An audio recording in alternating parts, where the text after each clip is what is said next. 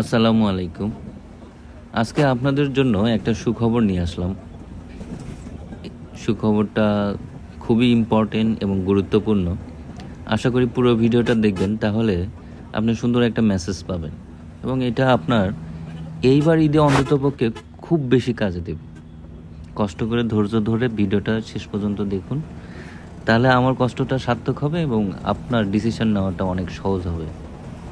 আমরা যারা এবার ঢাকা থেকে উত্তরবঙ্গে ঈদ করতে যাব, বিশেষ করে আমার দেশের বাড়ি বগুড়া, যারা এইবার 2024-এর ঈদে বগুড়া যাবেন, তাদের জন্য এই মেসেজটা। অথবা বগুড়া থেকে রংপুর, দিনাজপুর, ঠাকুরগাঁ, পঞ্চগড়, যেখানেই যান না কেন, তারাও অ্যাটলিস্ট বগুড়া পর্যন্ত নিউজ আপডেট পাবেন। আর বুঝতেই পারতেছেন সেই নিউজটা হলো, এখনকার সময়ে আপনি এই ঈদে যদি ডিসিশন নেন আপনার গ্রামের বাড়ি বগুড়াতে যাবেন, তাহলে রাস্তাঘাটটা আপনি কীরকম পাবেন। লাস্ট আপডেট আমি আপনাকে দেওয়ার জন্য এই ভিডিওটা কষ্ট করে করছি এবং সেটাই আপনাদের সামনে তুলে ধরার ছোট্ট একটা চেষ্টা আর কি। প্রথমত, ঢাকা থেকে বগুড়ার দূরত্ব 189 কিলোমিটার বা এর প্লাস মাইনাস সামথিং হতে পারে। তো এবার যদি আপনি বগুড়া যান, তাহলে অবশ্যই ফ্যামিলি নিয়ে যাবেন অথবা নিজে যাবেন। এখন কেউ কেউ আবার প্রাইভেট কার, কেউ কেউ বাইক, কেউ কেউ বাসে যাবেন। সেক্ষেত্রে আপনাদের রাস্তায় কি কি ফিল হতে পারে বা রাস্তায় কোথায় কোথায় কি প্রবলেম হতে পারে, সেই ইনফরমেশন তা দেওয়ার জন্যই এই ভিডিওটা করা।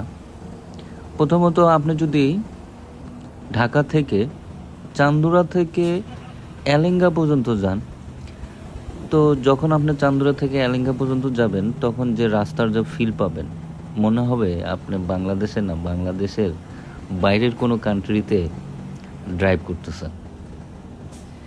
দুই পাশের সিনারি, দুই পাশের পরিবেশ, সুন্দর রাস্তা, মাঝখানে ডিভাইডেড, এত সুন্দর এত সুন্দর। আলহামদুলিল্লাহ, আমার খুবই ভালো লাগছে।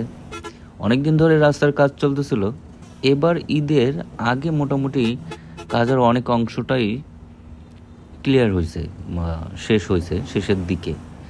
তো যে কথা বলতেছিলাম, আপনার চান্দুরা থেকে এলেঙ্গা পর্যন্ত আপনার নির্দ্বিধায় সুন্দর একটা স্পিড মেনটেন করে আপনি এলেঙ্গা পর্যন্ত পৌঁছে যাবেন। আপনার খুব ভালো লাগবে। আপনি যদি নিজের প্রাইভেট কার নিয়ে যেতে চান, তবে এটা আপনার জন্য খুব একটা খারাপ ডিসিশন হবে না ইনশাল্লাহ। এবার ঈদে বগুড়া যদি আপনি যেতে চান, আপনি যদি বাসে যেতে চান, সেক্ষেত্রেও খুব একটা সমস্যা হবে না। আপনি যদি বাইক নিয়ে যান, সেক্ষেত্রেও ইনশাল্লাহ আপনি সুন্দরভাবে বগুড়া পর্যন্ত চলে যেতে পারবেন। আর আপনি যখন এলেঙ্গা পৌঁছাবেন, এলেঙ্গার পর যমুনা সেতু পর্যন্ত আপনার কিছু কিছু অংশে আপনি একটু ট্রাফিকে পড়তে পারেন। মোটামুটি রাস্তার কাজ সবই শেষ, কিছু কিছু জায়গায় রাস্তার কাজের একটু উন্নতি চলতেছে বা পাশের রাস্তার কাজ চলতেছে।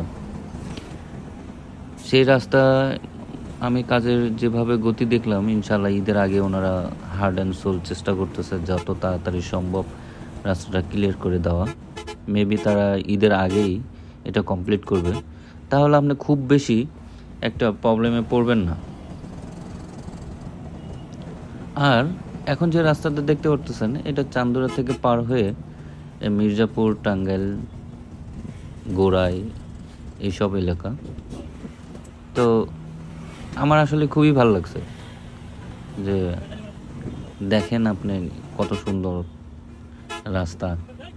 আবার কিছু কিছু বাস স্ট্যান্ডের জায়গাগুলোতে ওভারপাস করে দেওয়াতে আরও সুবিধা হয়েছে, যে সাধারণ জনগণ যারা ওই স্থানীয় ওই এলাকাতে থাকে, তারা নিচে দিয়ে চলাফেরা করতে পারতেছে এবং যারা ওপর দিয়ে যাচ্ছে তারাও কোনো ব্রেক করা নাই, একদম অন চান্সে চলে যাচ্ছে আর কি। এইটা যে এখন দেখতে পারতেছেন, এটাই এলেঙ্গা থেকে শুরু হলো। এলেঙ্গা থেকে যমুনা সেতু পর্যন্ত এই জায়গাটা, এই রাস্তা। এই রাস্তার মাঝখানে কোনো লেন নাই, একটা রাস্তায়। তো এতটুকু অংশ আপনাকে একটু কেয়ারফুলি চালাতে হবে। আপনি একটু কেয়ারফুলি যাবেন। এখানে মাঝে মাঝে আপনি 2-1টা জায়গায় ব্রেক করা লাগতে পারে। এছাড়া ইনশাল্লাহ আপনি ভালোভাবেই আপনি এই রাস্তায় ড্রাইভ করতে পারবেন। একটু সতর্কভাবে যাবেন, তাহলে ইনশাল্লাহ পৌঁছাবেন। তবে যমুনা সেতুর আগে 2-1টা স্পট আমি একটু খেয়াল করছি, যে জায়গাগুলোতে একটু কাজ চলতেছে। তবে আমি একটু কথাবার্তা বলে দেখলাম, না, ঈদের আগে কাজটা অনেকটাই শেষ হবে। আর একটু ফিল পাবেন যে আপনি বগুড়া যাচ্ছেন, আপনার বাই রোডে যাচ্ছেন, আর পাশ দিয়ে আপনার ট্রেন চলে যাচ্ছে। দুজনের গন্তব্যই কিন্তু আমরা বগুড়া। আমার বাড়ি বগুড়ার মানুষদের মফিজ বলা হয়। বগুড়া উত্তরবঙ্গের মানুষকে বলা হয়, মেনশন করে বলি না।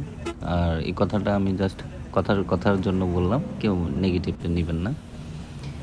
এভাবে আপনার যমুনা সেতু পর্যন্ত চলে আসবেন। এই যে দেখেন, আমরা মোটামুটি যমুনা সেতুর কাছে চলে আসছি। এখানে টোল ভাড়া দিবেন, টোল ভাড়া দিয়ে আপনার যমুনা সেতু পার হবেন।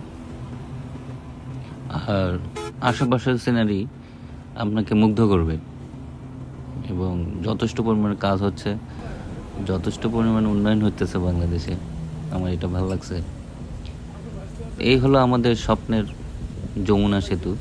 একটা সময় যখন প্রথমের দিকে মানুষ দেখতে যেত, বিভিন্ন ডিস্ট্রিক্টের মানুষ যমুনা সেতু দেখতে যেত, এখন মানুষ পদ্মা সেতু যায়। তা পদ্মা সেতুর তুলনায় আমাদের যমুনা সেতু কম না। আর মোটামুটি সব কিছু আমাদের দেশেরই, এটাতে ডিভাইডেড বা রেষারেষির কোনো কিছু নাই। আপনার যমুনা সেতু, পদ্মা সেতু, সব সেতুই আমাদের সবার কাজেই লাগে। আমি যদি কখনো পদ্মা সেতু ইউজ করি, তখন ওইটাও আমার দেশের, যমুনা সেতু এটাও আমার দেশের। তো এই যে আমরা আস্তে আস্তে যমুনা সেতুতে উঠতেছি, এবং যমুনা সেতুতে আপনার গাড়ির মোটামুটি স্পিড ভালোই থাকে, এবং আশেপাশে ঠান্ডা পানির একটা বাতাস পাবেন আপনি যমুনা সেতু দেখতে দেখতে যাবেন। আরেকটা জিনিস খেয়াল করা হচ্ছে যে যমুনা সেতুর পাশেই আরেকটা ব্রিজ তৈরি হচ্ছে। সেই ব্রিজটা সাধারণত রেলওয়ের জন্য তৈরি করা হচ্ছে। ওইটার কাজও মোটামুটি শেষের দিকে, অনেকটাই পাইলিং করা শেষ, দৃশ্যমান হয়েছে। তো আমিও এক সময় যখন অনেক দিন, আমি তখন ছোট ছিলাম, এই যমুনা সেতু দেখতে আসছিলাম। তাই এখনও আমরা যখন উত্তরবঙ্গে যাই, বা আমাদের যাদের উত্তরবঙ্গ বাড়ি, তারা যখন এই যমুনা সেতুর পাড়ে বা যমুনা সেতুর উপরে যখন গাড়ি ওঠে, সেটা প্রাইভেট হোক বাস হোক, সবাই একটু দাঁড়ায়, বা এখনও জানলাতে চেয়ে থাকে, বা এখনও ভিডিও করে। আমি এটা দেখছি। কারণ হলো, এটা হলো আমাদের উত্তরবঙ্গের মানুষের একটা ভালোবাসার জায়গা, একটা ভালোবাসার ফিল, যে আগে দীর্ঘদিন লঞ্চে বা ফেরিতে পার হয়ে অনেকটা সময় পার করে আমরা এই যমুনা নদী পার হইতাম। এখন সেটা আমাদের 3 থেকে 4 মিনিটের মধ্যেই আমরা এত বড় একটা নদী পার হই। সেই জন্য যমুনা সেতুর উপরে উঠলেই মোটামুটি সব যাত্রীরা একটু নতুন রকম একটা ফিল পায়। সেটা যতবারই বগুড়া যাক বা যতবারই উত্তরবঙ্গে যাক, যমুনা সেতুর উপরে আসলেই সবারই কেমন জানি একটা ফিল হয়। আমারও ফিল হয়, আমারও খুব ভালো লাগে। এবং মজার বিষয় হলো, আপনার যমুনা সেতুর উপরে আপনার দাঁড়ায় কোনো সেলফি ভিডিও বা এরকম কোনো কিছু করতে পারবেন না।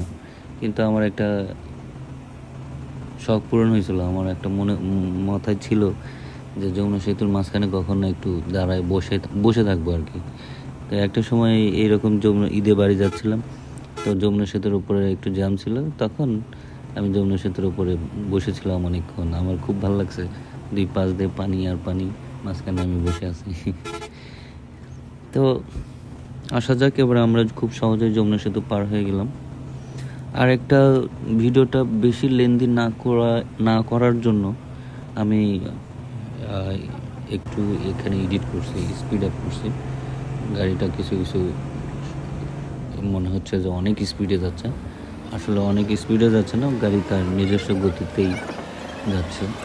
আমি জাস্ট শুধু আপনার ধৈর্যটা কিংবা আপনি পুরো ভিডিওটা যদি দেখেন, এই জন্য আমি একটু মাঝে মাঝে একটু ইফেক্ট দেওয়ার চেষ্টা করছি, যাতে আপনার ধৈর্যটা ধরে রাখতে পারি।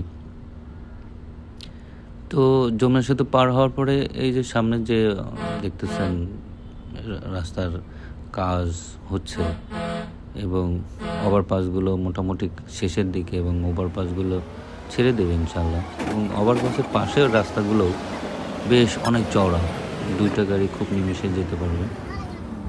আপনি প্রাইভেট কার বা বাইক নিয়ে গেলেও আপনি যেতে পারবেন এই দিক দিয়ে।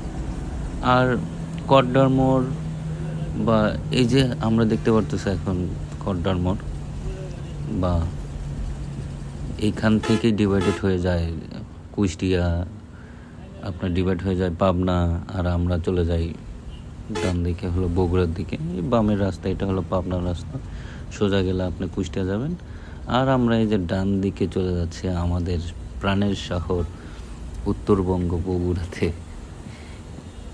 তো এইখান থেকে আপনি কিছু দূর রাস্তা একটু আন্ডার কনস্ট্রাকশন বা কাজ চলতেছে, কোনো কাজে আমি দেখলাম না থেমে আছে।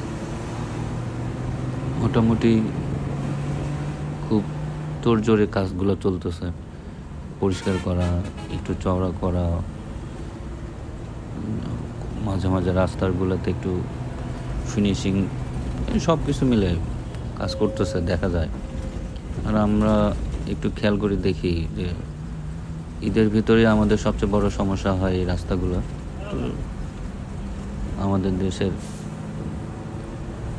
অধিকাংশ মানুষ, মানে অনেক বেশি মানুষই বলবো আমি, উত্তরবঙ্গের মানুষ ঢাকা থাকে বা ঢাকা থেকে তারা ঈদের ভেতর যায়। তো ঈদের ভেতর যখন যায় তারা অনেক জ্যামের ভেতরেই পড়ে।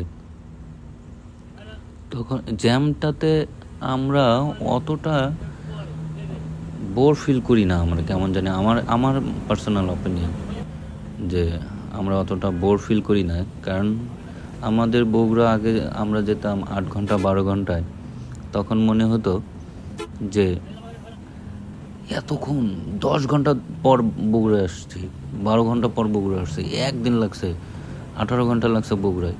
আচ্ছা, এতটা সময় আমরা কী করছি? এতটা সময় আমরা অনেক গরম, রোদ, বাতাস নাই, কোনো কিছু নাই, খাবার নাই, তারপরে একটু একটু ডিম পাওয়া যাইতেছে, ঝালমুড়ি কাপ পাওয়া যাইতেছে, এইগুলোর ভেতর দিয়েই আমরা পার করে আসছি। কিন্তু আমরা ওই জ্যামটাও, ওই জার্নিটাও, 12 ঘন্টা 14 ঘন্টার জার্নিটাও আমরা খুব ফিল করছি। আর আমাদের কাছে আরেকটা ভালোবাসার জায়গা হলো এই ফুড ভিলেজ। কারণ এখানে উত্তরবঙ্গের মোটামুটি অনেক বাসগুলো এখানে থামে, এখানে 15 থেকে 20 মিনিটের একটা সময় দেয় তারা। আমরা ফ্রেশ হয়ে নিই, আমাদের প্রয়োজনীয় কোনো কাজ টাজ থাকলে সেটা আমরা সারি। তবে এইখানে আপনার একটা ইনফরমেশন দিতে চাই যে রাস্তাঘাটে অনেক সময় হয় না, আমাদের পকেটে টাকা থাকে না, বা